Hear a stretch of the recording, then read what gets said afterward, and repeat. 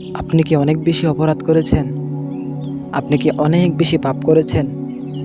আপনি কি মহান আল্লাহ তাআলার সাথে অনেক বেশি নাফরমানি করেছেন? নিজেকে নিয়ে অনেক বেশি চিন্তিত, কারো কাছে কিছু বলতে পারছেন না।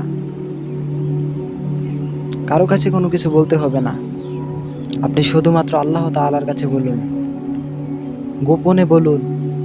সবাই যখন ঘুমিয়ে পড়বে, সবাই যখন গভীর ঘুমে থাকবে, 2 রাকাত সালাত আদায় করে সিজদায় গিয়ে আল্লাহ তাআলাকে বলুন, আস্তাগফিরুল্লাহ, আস্তাগফিরুল্লাহাল্লাযী লা ইলাহা ইল্লা হুয়াল হাইয়ুল কাইয়্যুম ওয়া আতুবু ইলাইহি।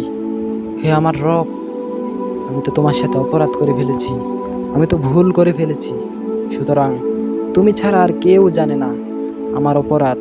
আমার অপরাধ যদি গ্রামের মানুষেরা জানে, তাহলে ওরা আমাকে লাঞ্ছনা বাঞ্ছনা অবহেলা করবে। সুতরাং তুমি ছাড়া আর কেউ জানো না। হে আমার রব, তুমি আমাকে দয়া করে মেহেরবানি করে ক্ষমা করে দাও। আল্লাহ তাআলা আপনাকে অবশ্যই ক্ষমা করে দেবেন। আপনি কতটুকু অপরাধ করেছেন, আল্লাহ তাআলার দয়া তার চেয়ে 1000 গুণ বেশি। সুতরাং নিজের অপরাধ নিয়ে পিছিয়ে থাকবেন না, ভাববেন না আল্লাহ তাআলা আমাকে ক্ষমা করবেন না। কখনোই, অবশ্যই আপনাকে ক্ষমা করবেন।